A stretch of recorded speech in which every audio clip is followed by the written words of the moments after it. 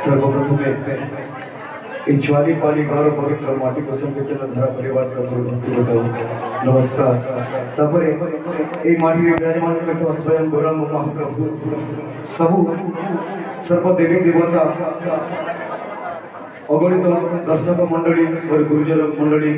दादा भाई माँ मौसी समस्त को नमस्कार और छोट छोट भाई बहन मन को स्नेह आशीर्वाद आज राधा कृष्ण पवित्र झुलन यात्रा अवसर में एक गाँव में गोटे संकीर्तन धारा आयोजन कराई बहुत बहुत धन्यवाद कमिटी कर्मकर्ता को सेमती भी एक गाँ आपण मैंने हुए तो कहीं जानी भी थे प्रत्येक दिन भोर ए गाँव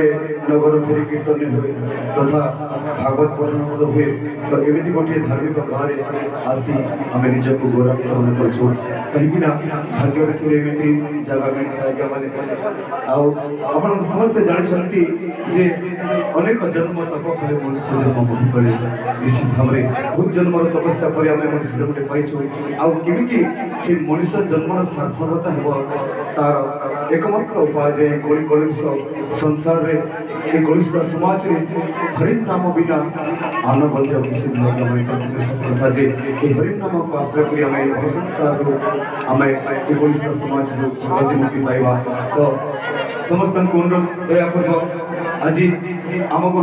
आम हूँ तो आपर ये अंचल लोक किंतु बहुत दूर दूरांतर